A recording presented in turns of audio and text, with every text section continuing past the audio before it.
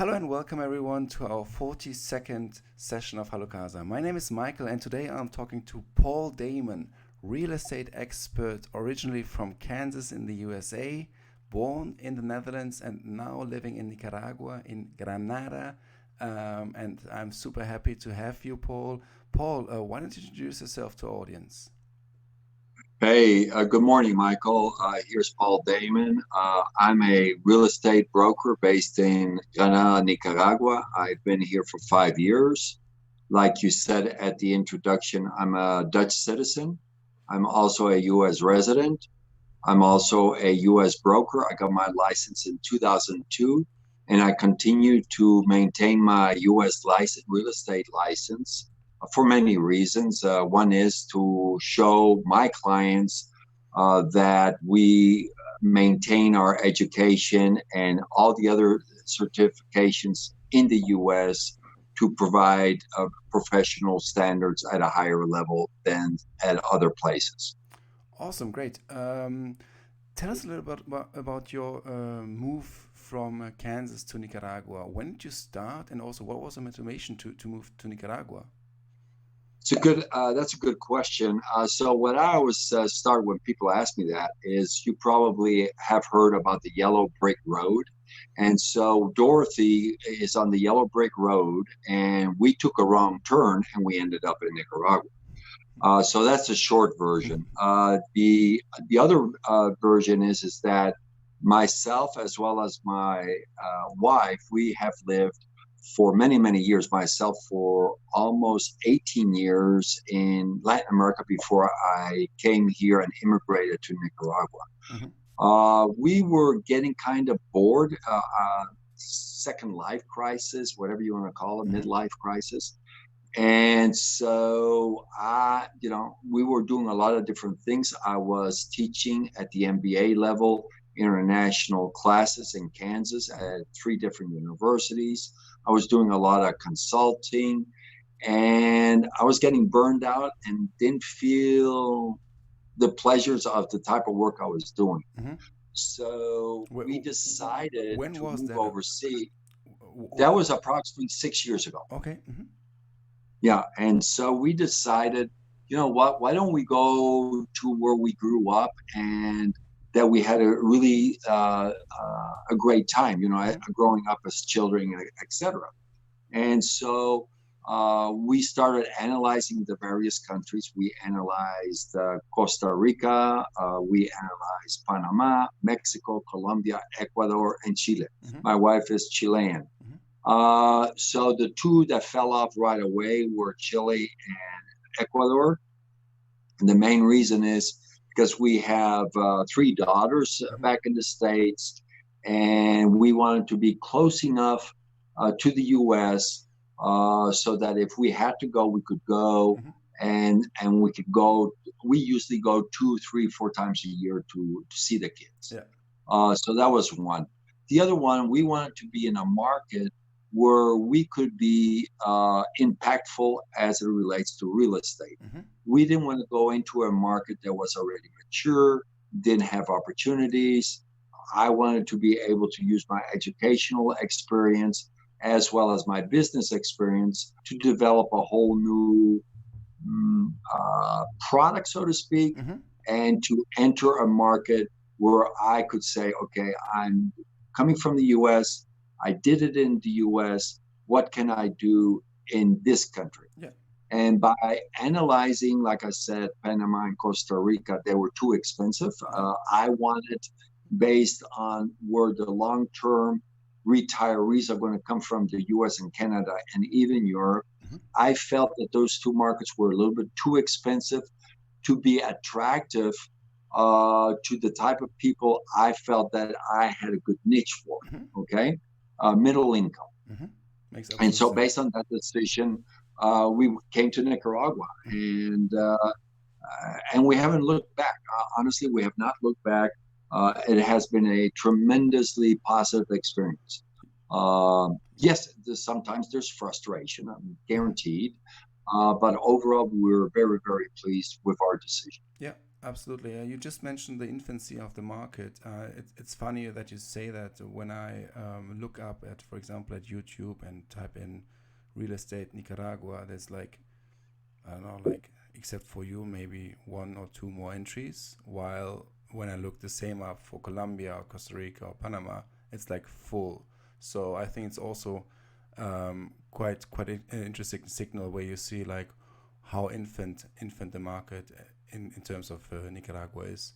Um, Give us a quick country overview from your perspective of Nicaragua. How is it for you as a foreigner? Yes, you have been exposed to the Latin American culture for many years already, but also for maybe someone who might consider moving out from the US or out from Europe for the first time to Latin America. What can you expect when you move to Nicaragua?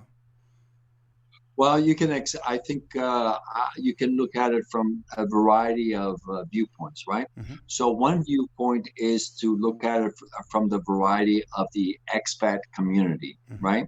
So the expat community it's a variety of people. For example, we have a lot of French retirees here, Mm-hmm. and they're not retirees from people 65 and over, but they're more professionals, a lot of them architects, which Mm-hmm. to me still surprises me every day. Absolutely. Yes, we're in a colonial city, but I can name you right now 6 of them that are architects, okay? So that's one, because we're a colonial city, Mm-hmm. right? So we are the oldest city in Central America. Mm-hmm. So we have a lot of culture. We got a lot of different food palettes. We got the volcanoes, we got the Atlantic, we got the Pacific. You got So the there's a lake, yeah. Mm-hmm. lot of activities. Yeah. Excuse me? The lake as well, yeah. Mm-hmm. Yeah. Oh yeah, and the biggest lake in Central America and the second largest lake in Latin America. Mm-hmm. So yes, so we have a lot to offer. So the retirees in general that are coming here, I would classify them those that are looking to be able to live comfortably between $1,000 to $2,000 a month. Okay. That Uh, that includes everything, also even healthcare. Healthcare. That's a good question. Okay, so let's take one thing at a time. Yeah, Okay, sure, so let me absolutely. qualify. Let me qualify 1,000 to 2,000. Yeah. So Gislan and I, my wife and I, we live on 1,200 a month. Mm-hmm. We paid cash for our home Mm-hmm. because there are no loans. Mm-hmm. In most of Central America, Costa Rica is finally providing some loans, but those expats like ourselves that come from overseas, Mm-hmm. it's very hard to get loans. Mm-hmm. And then when you get them, it's just too expensive, so it's Absolutely. better to pay cash. Mm-hmm. So our living expenses, not business expenses, I'm saying living expenses X my business expenses, because Mm-hmm. they're two different things, right? I have not one has nothing to do with the other. Absolutely. I am doing around 1,200. I have a lady that lives in one of our rental units on the property. She's living on around $700 to $800 a month. Mm-hmm. Okay, that includes her rent and or food, her living expenses, etc. And she travels a lot. Mm-hmm. She travels. She's gone right now for 3 days. She just came back 2 weeks ago from a trip to Guatemala. Mm-hmm. So she loves here the central point so she can travel. The other expats that have come here that you see quite a few of them are pre-retirement Mm-hmm. that maybe got frustrated for where they're living or see an adventure part, or like myself, a basically say, midlife crisis, if you want to call it that Mm-hmm. way, and have opened restaurants, have opened real estate offices like myself, Mm-hmm. or tour businesses, or art centers, you name it. Mm-hmm. There's a variety of foreign expats that have set up businesses here. So there's a variety, and that's why they come, because of Mm-hmm. the variety, the opportunities, and the low cost of real estate. we are probably in Central America, we're the lowest cost area right now to purchase property because of the issues that happened in 2017 with the government, meaning there was an uprising, there were some problems.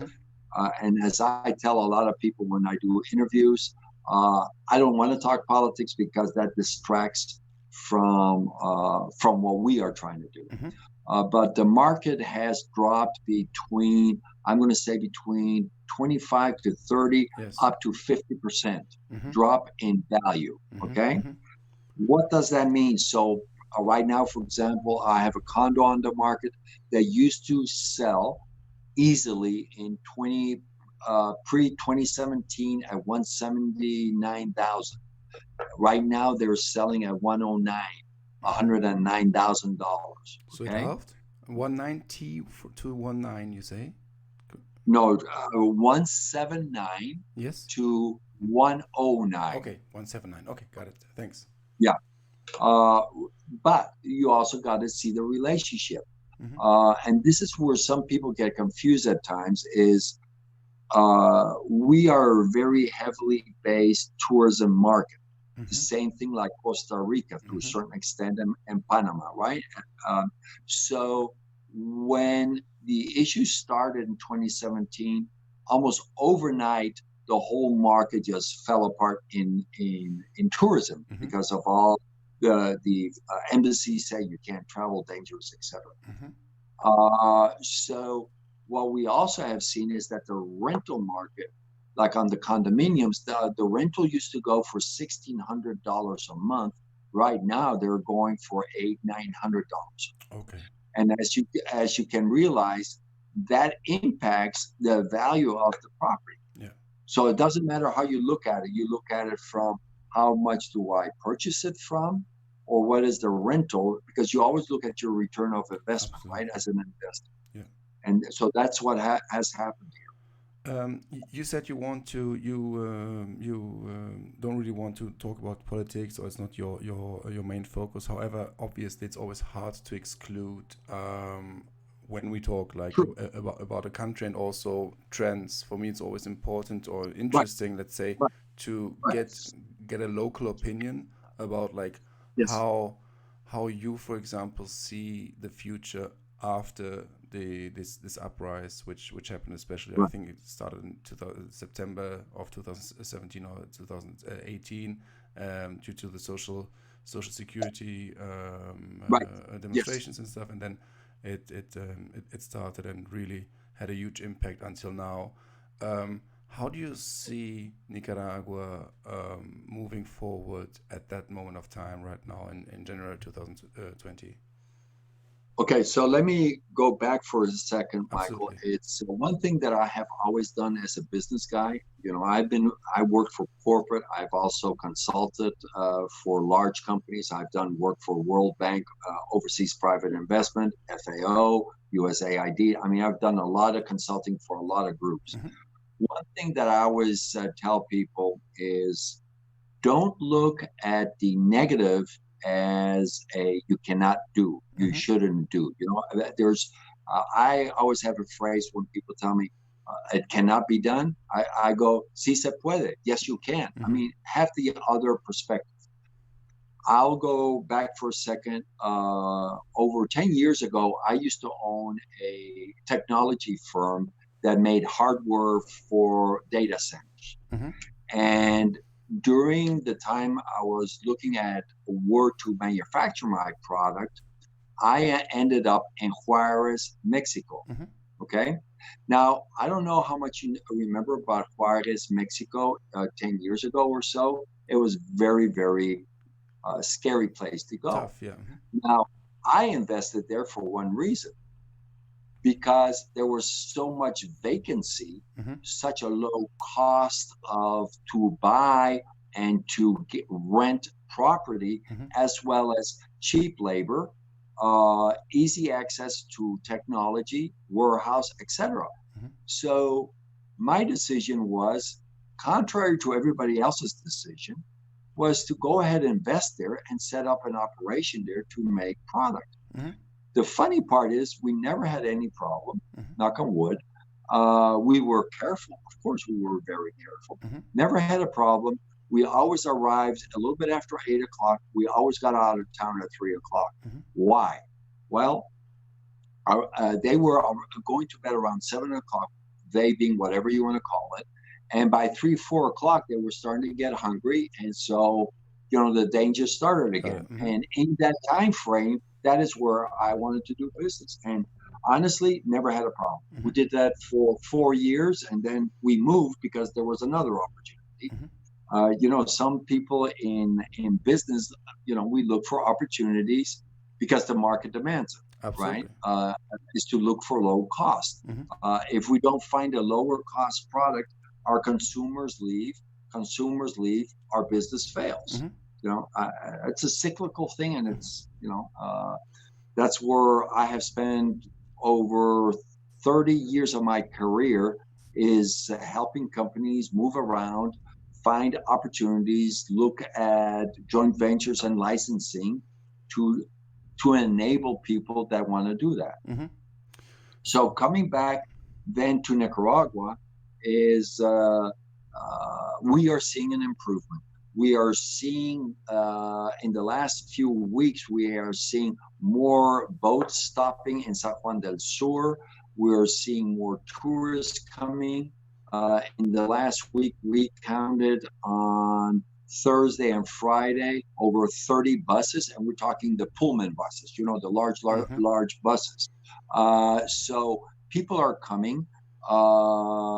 There is police presence, but the police presence is there to make sure that nothing goes wrong. Mm-hmm. Okay.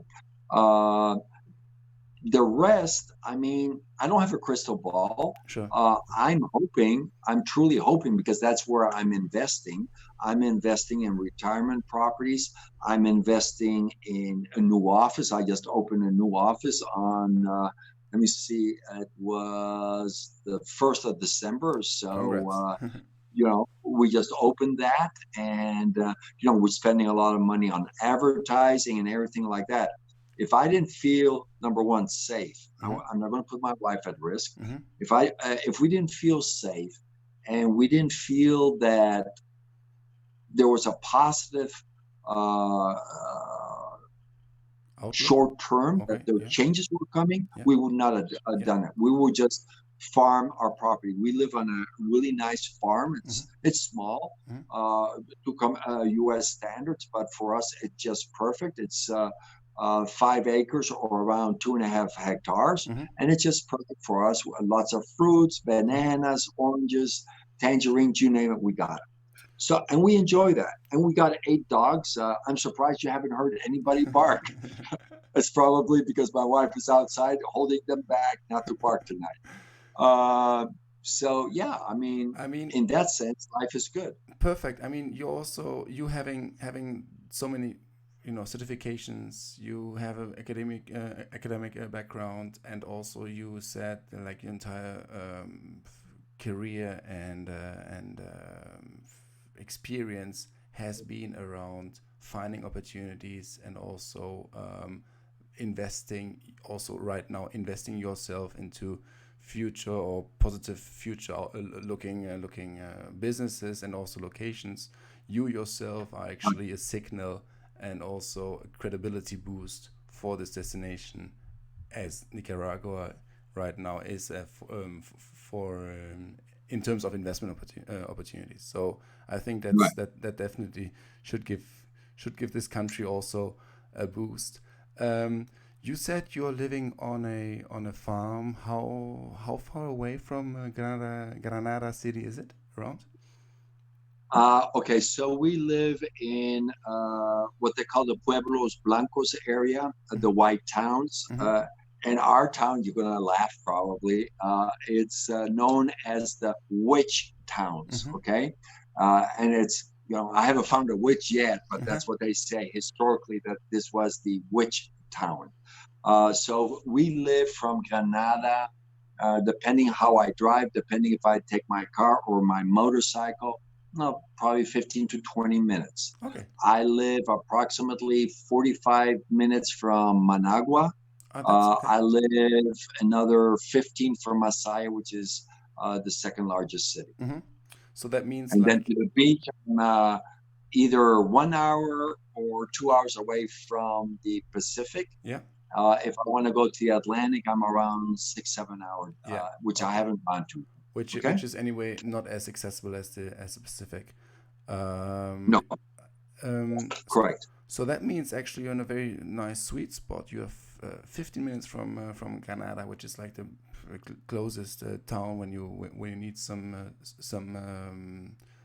supplies, some basic things, and then you're even less than an hour away from Managua, where you get like everything, and then another hour directly to the beach, and you live on a farm. Yeah. Sounds quite like a good lifestyle, I assume, which you're right now living in. Well, I think so. And when you say, where you can buy stuff, so as you probably saw from my YouTube channel, I did a not an interview. I walked through the whole grocery store. Hmm. Okay. And so we have Walmart here, Hmm. and Walmart has two grocery store chains. And I went to La Colonia, which is a local Nicaraguan chain that started in 1956. And there are probably in 10 different cities, bigger cities. And you tell me the product, and I most likely can buy it here. Um, Meaning I can buy Yeah. US Pampers, I can buy Dutch cheese, I can buy mustard from, let's say, Germany, I can buy spices, hot sauces that come from Asia, you Hmm. name it, we can find it. Hmm. Liquor, yes, we can buy Hmm. amarula. I don't know if you remember that drink, but it's that Yeah, I know that. African drink. Yeah. We can buy it here too, Okay. amarula. Okay. Which is funny. When I saw it, I had to laugh and I go, Mom, I wish you were here. We could drink together today. Um, and we have Price Mart. Hmm. Price Mart is part of the Costco Corporation. Like I said, we have Walmart. We got Cargill, which is a big food production company that owns Tip Top, which is the Kentucky Fried Chicken of Nicaragua. Hmm. Pizza Jones coming out of our ears, Hmm. too many of them. We got McDonald's. Hmm. I haven't been to any of them because I don't believe in it. Hmm. But whatever your lifestyle, yeah, you can get it. You Hmm. can spend. We have one of the most modern shopping centers in Managua of Central America that is a little bit over close to 1 million square feet. Hmm. Okay. So that's 100,000 square meters. Hmm. And you can buy Prada, you name the product, you probably can buy it there. Okay. You mentioned before, or we touched quickly upon healthcare. Yes. We mentioned that word. How about healthcare, the healthcare system, and also the Yeah. accessibility of healthcare locally in Nicaragua? Okay. So it's a good question because it does come up quite a bit. Hmm. So Carlos Pela, who is the only billionaire of Central America, Carlos Pela set up a hospital. It's called Vivian Pelas, Hmm. and that one is affiliated to the Houston hospital. Okay, one of the Houstons. I can't remember the name. Hmm. I apologize, but you can Google it. You will find out. So there you have one of the most modern American style managed run hospital. My wife had a operation at a different hospital, and the reason we went to that different hospital was because, like the doctor said, Paul, do you know where they do heart transplants and lung transplants? I said, no. At the hospital you're going. I said, well, let's go to that hospital Hmm. then. My wife had a private room and a private nurse for 24 hours. Hmm. And, I received a menu when I dropped her off at 7 in the morning. The nurse came and she says, are you hungry? I said, yeah, I'm starving. I suppose I should go to the cafeteria. She goes, oh, no, we do it different here. Here's the menu. There's your phone. Call, and it will be built to your room. You take care of it later. So that doesn't tell you about the healthcare. It just tells you about the overall system. Yeah. I can tell you she has had one operation, and that operation here in Nicaragua, including the doctor that did the operation, the anesthesiologist, and the private nurse, and the operating room was less than $4,000. Wow. In the US, and we got a quote for it from our doctor back in the US, just the hospital stay was $15,000. Just the hospital stay.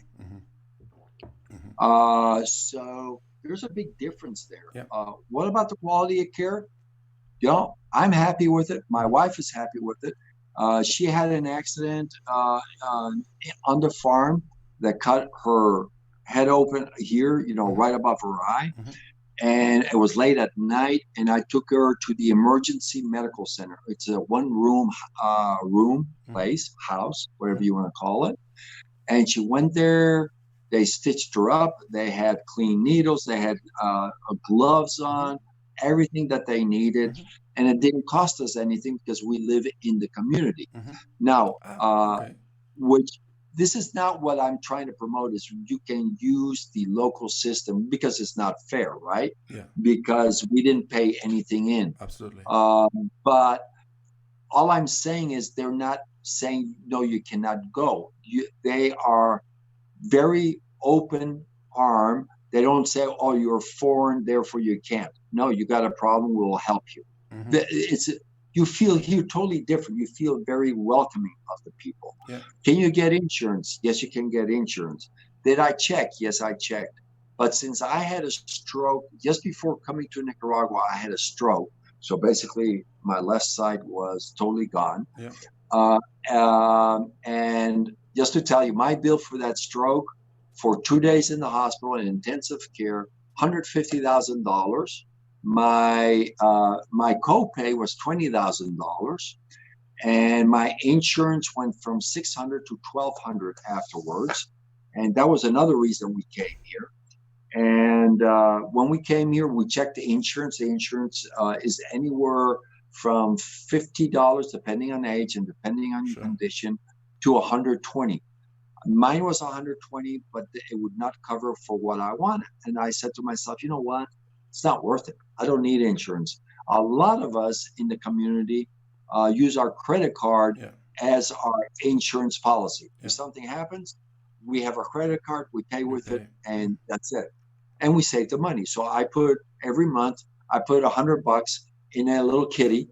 And once in a while, I still steal from the kitty.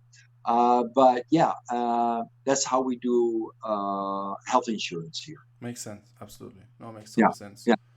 And just, and just so that you know, we were also very heavily in medical tourism. Dental is a very, very low cost. Implants for dental, low cost. My wife's brother came from Canada, and Canada has a very good medical system. He came, paid for his airplane ride, stayed here for 2 weeks, got his teeth cleaned and fixed, etc., and he was still ahead. Yeah. Imagine, yeah. I know that. I remember that a lot from Colombia. A lot of people traveling to Colombia, and obviously also basically who are originally from Colombia, but still it's more cost efficient, and also the quality you find a lot of times much better in Colombia than you find in other parts of the world, which you tend to call developed countries, but in fact, like when it comes down to your personal health, it's not suddenly not as developed anymore. It's different. Exactly. Well, so one big difference that we tell a lot of our clients is the following. Ghislaine, basically, when she started the process for her operation, the doctor gave her his phone number, a WhatsApp, that's a seamless way of calling. And basically, she would talk to him whenever she needed. Post-op was all done by phone. She didn't have to go to Managua.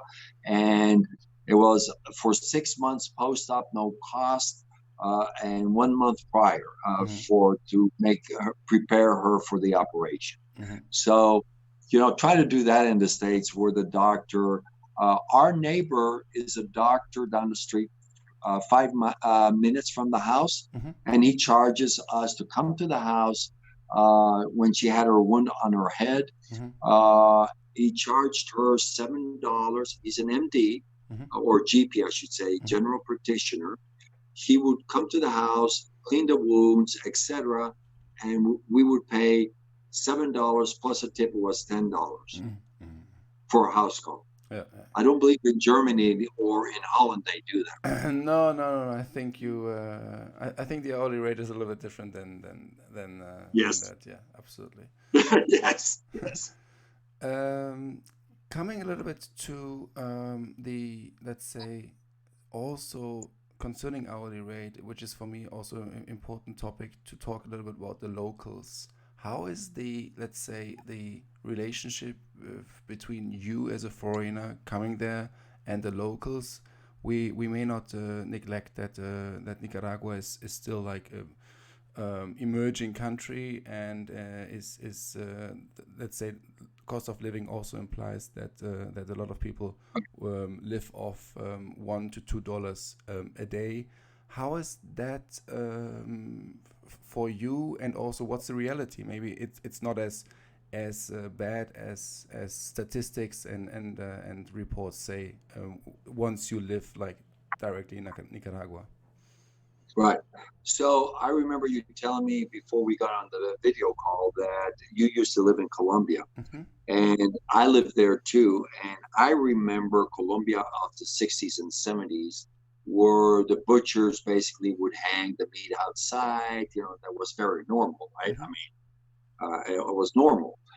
So like I said, I live on a farm community. It's a very small, it's also a bedroom community. A lot of people that live here work out of town. So is there an adjustment when you come back from, let's say, living in the US, which is so clean and so sanitized, as I call it, right? Everything has to be just proper in its place, etc. Yeah. Here you come and it's like you're in a globe. Remember those little globes, snow globes? Yeah. And you feel like people are shaking. Yeah. You're getting all these vibes. And to me it was a little bit hard because of my stroke.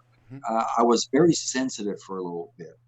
And what was happening is I had to get used to the smells, the noises, just the different feel, the different vibe. You have to adjust to that because it's totally different. Here they honk just for the heck of honking, right? Here they stop in the middle of the street to talk to each other, and they don't care that you're behind them. So those are the type of adjustments. You asked a very good question: is how do locals perceive you?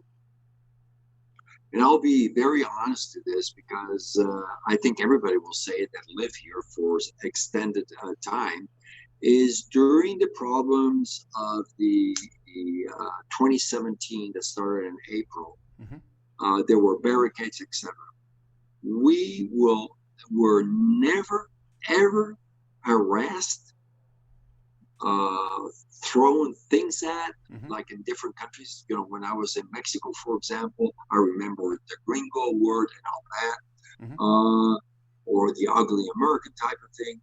Here, I'm not going to say they totally respect you.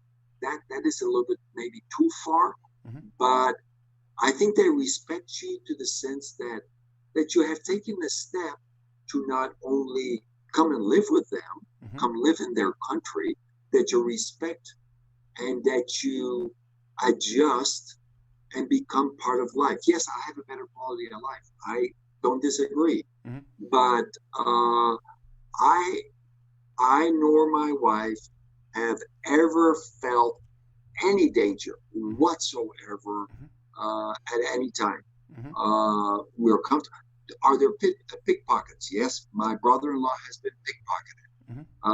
But if you're not smart, I'm not saying he was not smart, but I'm just saying if you're not smart and you leave your stuff in the car and everybody sees it. It will happen in Amsterdam. It will happen in Hamburg or in Paris or any of those countries Absolutely. or here in Nicaragua. Mm. If they see a camera, God forbid, with the income here, which is around 2,500 to 4,000 is the per annum, right?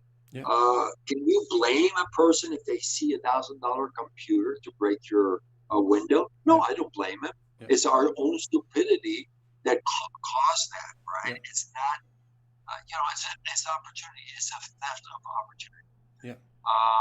Have people been killed here as expats?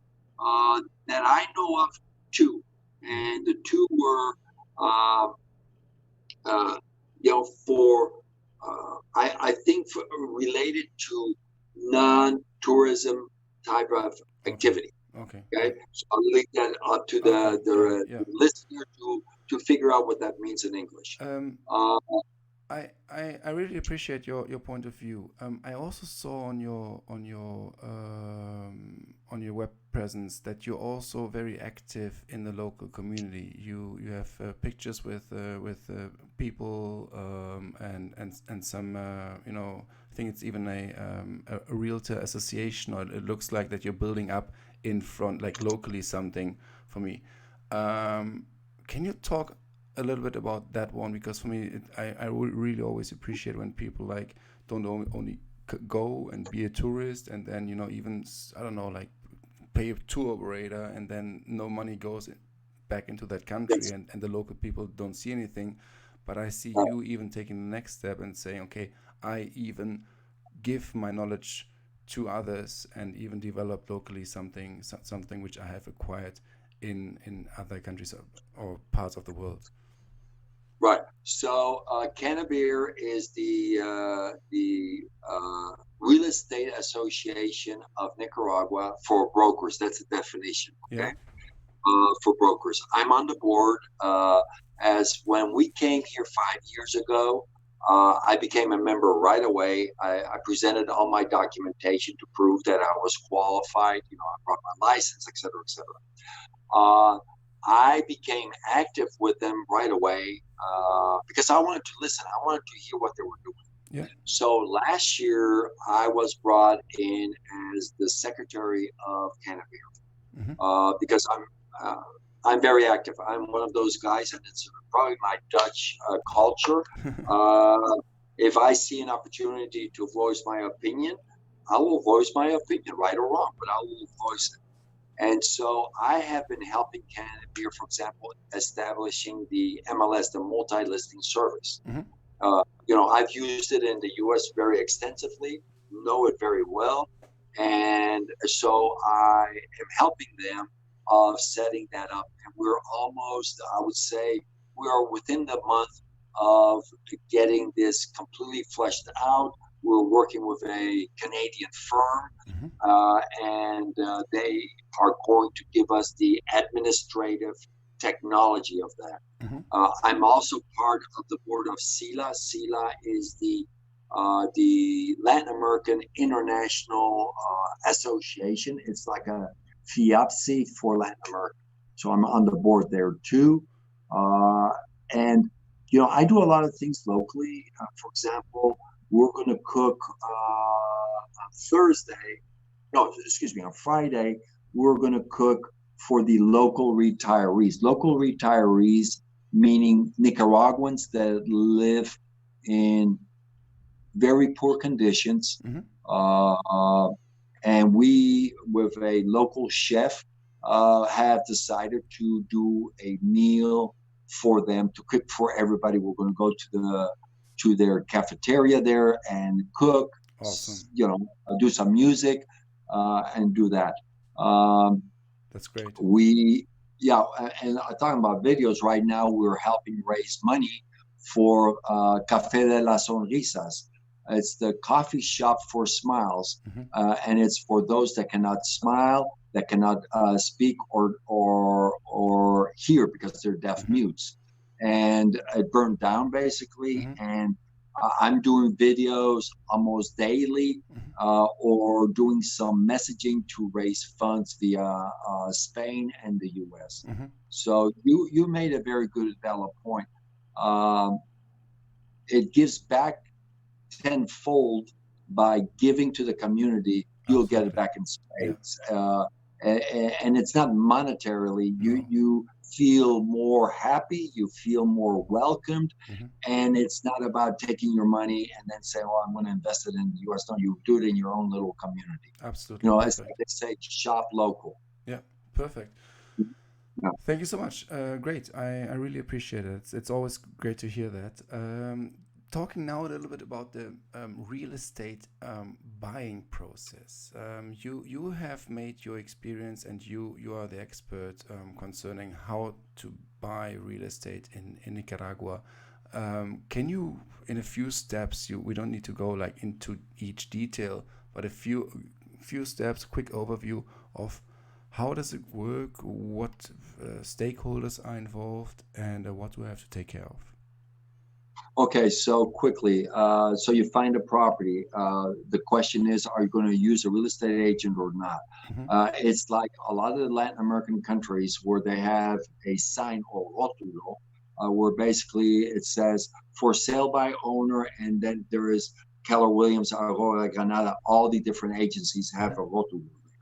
So the first change that I did was I am not going to compete. I'm not going to compete on that basis. We're doing exclusive only. So my business model is exclusive. Okay, that's all I do, exclusive. So if I put a property on the market, the agent on the opposite side has to come to me to talk to the owner. They cannot bypass me because I don't even put signs out. Okay, I don't put signs on properties because I don't want the owner to be harassed. I would say 90% of my listings have no sign. Okay, for various reasons. So the process, I buy. I go to, for example, Encuentra 24. Or I go to Craigslist, or I go to all the different websites like Aurora Granada or Canabir. In a few weeks, we'll have a website through the MLS where all the properties are going to be going through this funnel, so to speak, right? So you find a property, you put an offer in, you hope that offer is being conveyed, because that's one thing that has not been done in the past, is the documentation requirement between buyer and seller. I came here and we brought all our documents from the US. So, we have what they call a buyer agency agreement, a seller agency agreement. We do what they call net sheets. A net sheet is to show where all the money goes. We do offer sheets, meaning if you, the buyer, make an offer, in that offer letter, it shows to the buyer what all the costs are involved in buying a property, and the seller sees what he's going to receive in the net number. So you buy. When you buy, you take that offer sheet, you take it to a notary or attorney. It's really a notary here, like in Spain. You take it to a notary, el notario, and that notary will write the paperwork. And during that writing of the contract, you get basically a plot plan redone, because the plot plan is how you inscribe the property legally on the plot, where it says this plot ABC is now owned by Paul Daemen, and it's being transferred from Michael to Paul. Okay, and that is the first legal process that you do. After that, you have the escritura done. Then the parties sit down, of course, sign for it, and transfer the funds. Some people ask for a transfer of funds prior, others after. My recommendation is do not pay until it's signed by both parties. The attorney holds the documents. The attorney releases the documents upon the seller advising the attorney that he or she has been paid. After payment has been received, the documents go then to the for example, the Granada office of DGI, which is that's basically where you pay the taxation for the transfer of the property. And that goes from 1%, 2%, 3%, 4%, 5%, and up. And that goes from 50 to 100, 150 and upwards. It's a scale. And we provide that scale to all buyers. And we suggest to all buyers that they pay that. Why? If the buyer doesn't pay and the seller doesn't pay, the buyer is going to end up paying.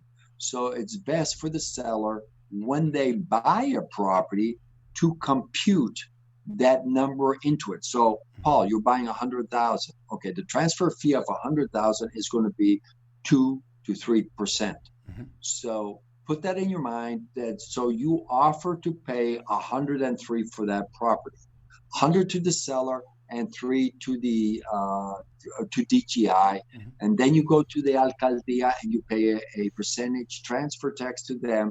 Alcaldía being the city government, right? Mm-hmm. And then within the city, then you go to like ourselves. We live in Pueblos Blancos, and then we go to the community where the property is located. We pay taxes there, Mm-hmm. and so there's like 3 scales, Yep. right? From you go from a 1% to a tenth of 1%, Yep. and then a tenth of 1%. Okay. The last one is you pay that annually. You pay an annual tax that is, in my opinion, pretty low. Okay. Can you give any range, or does it depend on the property type or the size, or? Yes, Okay. yes, totally correct, Michael. It is, for example, we live on a farm and we pay less than, I think, $20 per year Okay. on a Okay. farm. Right? So, Try to do that in the U.S. Now, in the city, a similar farm closer to the city center, so to speak, you're talking maybe 100, 150. Taxes, as we know, taxes in the U.S. or property taxes, is totally different. Mhm. Totally different here. Mhm. Or even in Europe, like in Holland or in Germany, Yeah. totally different. How about selling again? Would I need to pay taxes on proceeds, I assume? No, Okay. that's why I'm saying it is when you buy. That's why I recommend. Yeah. Okay. And quite a few of us in the real estate community are starting to do more and more that way. Mhm. Sometimes you have a half and half, and sometimes the seller does. To me, like I said in the beginning, it's risky. But when the seller sells, he pays the commission. Mhm. He or she, commission can go anywhere from 5% to 6% to 7%. It's all based on location. Managua 5. In my area, it's around 6. And then in San Juan del Sur, which is the Pacifico, is 7.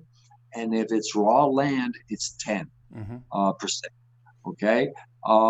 But there is a variety of numbers. Mhm. One thing that people need to be careful about is if you make an offer, make sure that the seller signs that offer, that you know that the seller has seen it, so there's no hanky-panky. Mhm. I have heard, not seen, but I have heard where the seller is saying, well, I've had sellers come to me and say, Paul, get me 100,000. Anything above that will split 50-50.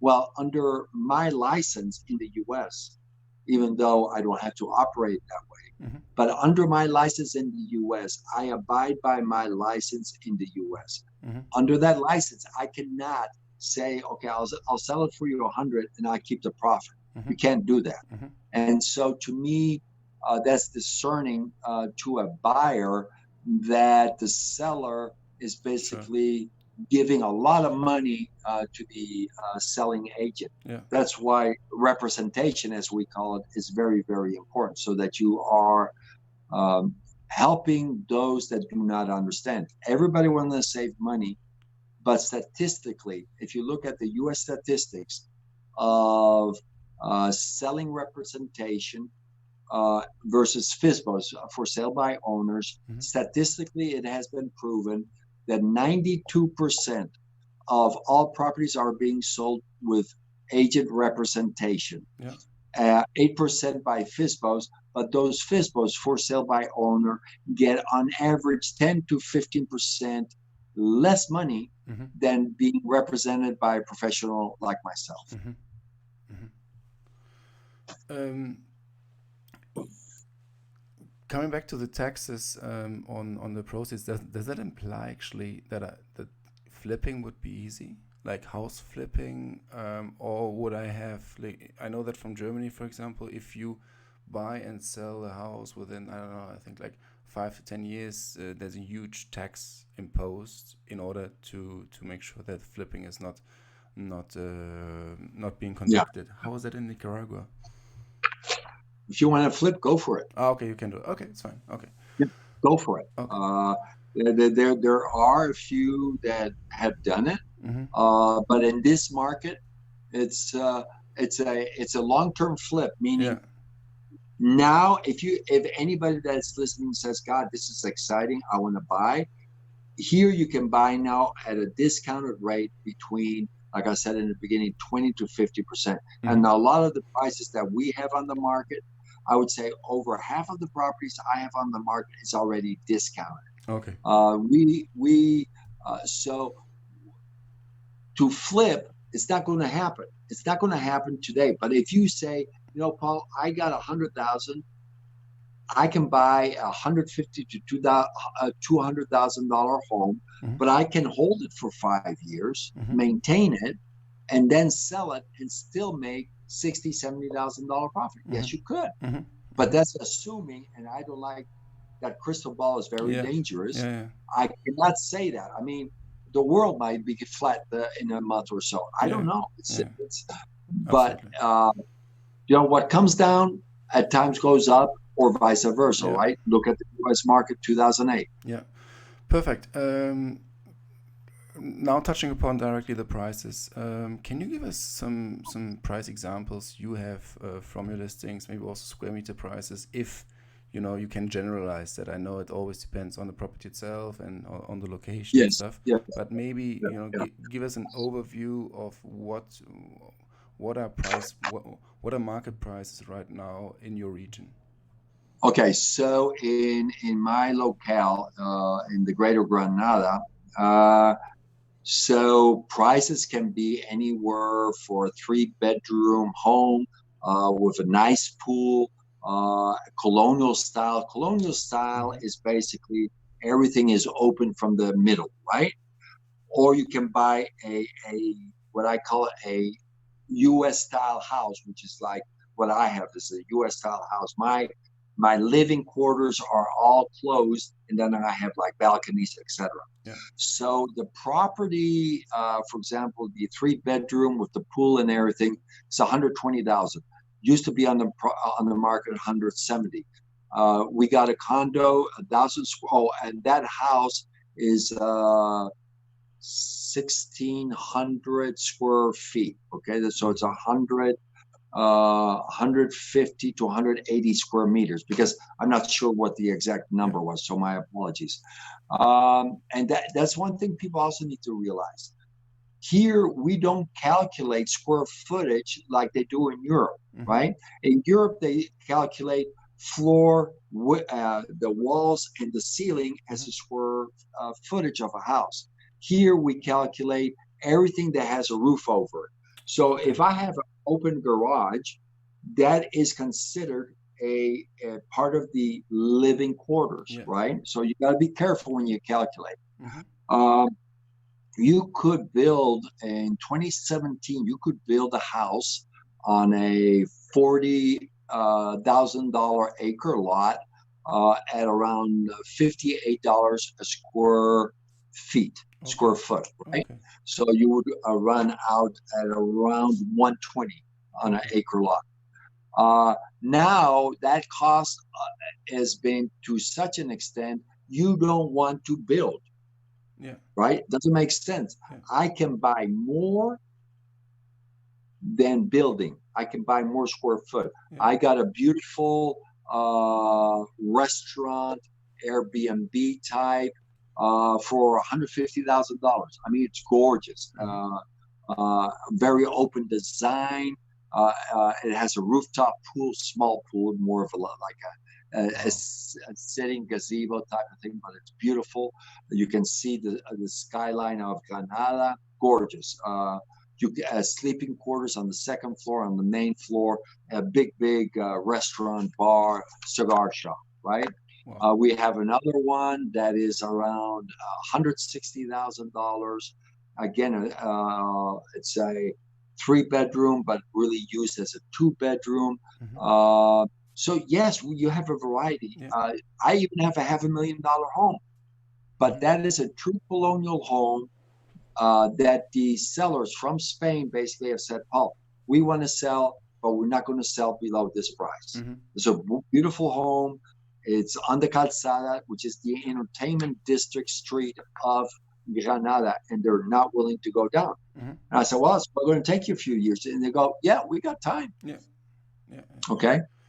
We have hotels on the market. We got Airbnbs on the market, and they are all truly, in my opinion, way below the market price. Yeah. But it's all back to, if you cannot get it rented, Yeah. you cannot get tourism in, then what are you doing? You're holding a shell, right?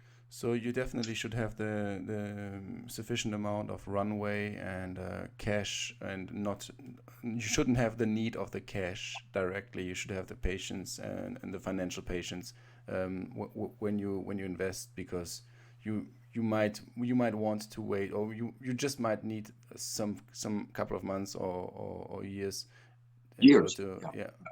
until it materializes. Yeah. Yeah, or you come up, for example, I just spoke to an American, and you see that on my YouTube, from Gaia, Gaia Cafe. They just opened up. They have a big farm. They have been here for 20 years, and they decided, you know what, we want to do more of a from farm to restaurant, right? So they basically are a coffee shop. They do turmeric, a lot of things that is very hard to get here. And so he invested. He just opened a coffee shop. So I asked him, "Why are you doing it?" He says, "Paul, this is the right time to do it, because we are at the low point of our market." And that's how I feel. I'm at the low point of the market. So when do you invest? You invest at the low point. You don't want to invest at the high point. You got to do it at the low point. Is there going to be risk? Definitely there's going to be risk. But there was the same thing when people started buying in the US in 2009. I started to flip like crazy in 2009, but then I got out because it started becoming too crazy. And to me, it was coming to a point that it became risky. So I got out, and because it was no longer conducive. Yeah. But it's all about looking at market cycles, right? Because you're going through different cycles, Absolutely. right? And we're on the low cycle, which is a buy cycle, Yeah. not a sell cycle, because you're going to wait. Yeah. But those people that have cash, they can do it. Yeah. You just mentioned foreigners opening a cafe in Granada. How is it if I am a foreigner and I want to, immigrate to Nicaragua and then set up a new my own company? Business. Yeah. Okay. So if you want to set up a business, I'm going to assume it has not changed, but you would have to go to the Ministry of Investment and Finance. It's MIFIC, MIFIC, and you would need to do a business plan, which is very easy. I mean, if you ever know how to write something, when they told me what I had to write, I said, "I'll bring it back tomorrow." And they go, "Tomorrow?"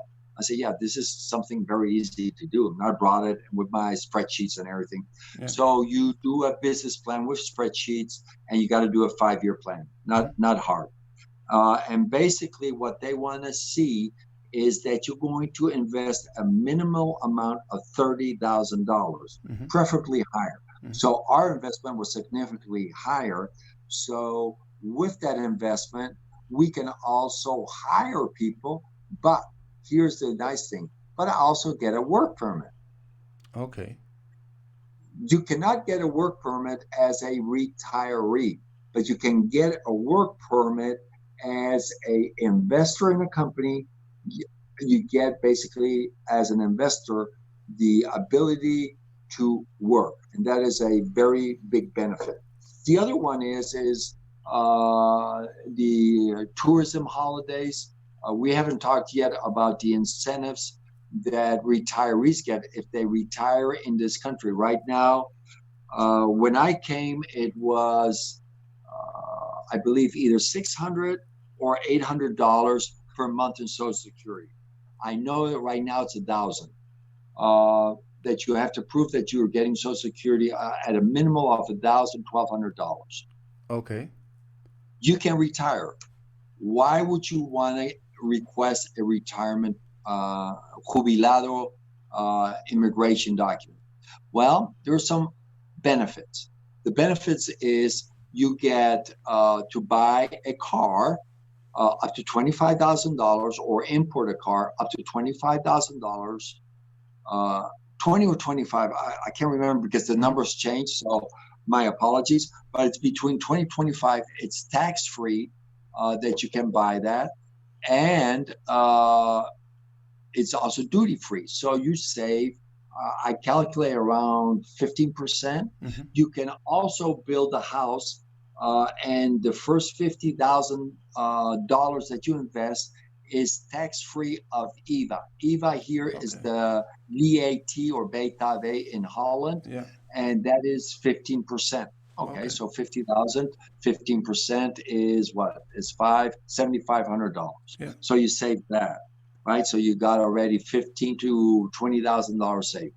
On top of that, you can import your furniture into the country duty-free for the first $20,000. Wow. Okay. So that is why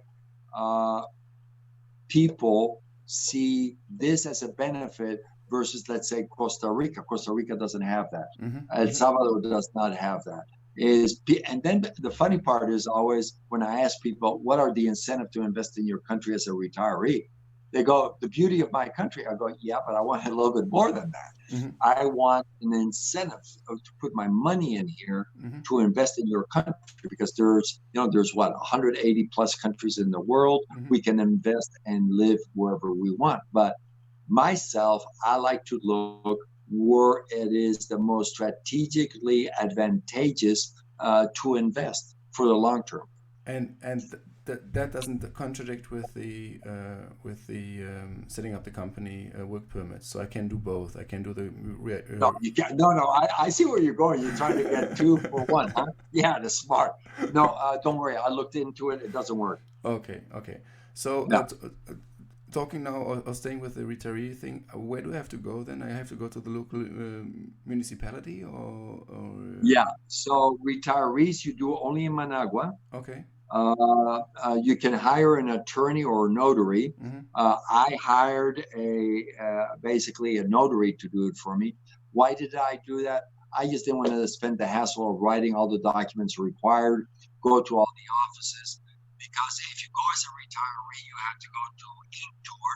Intour is part of the tourism body, and they give you that permit because the tourism body is the one that promotes the retirement program. It's not the Ministry of Finance.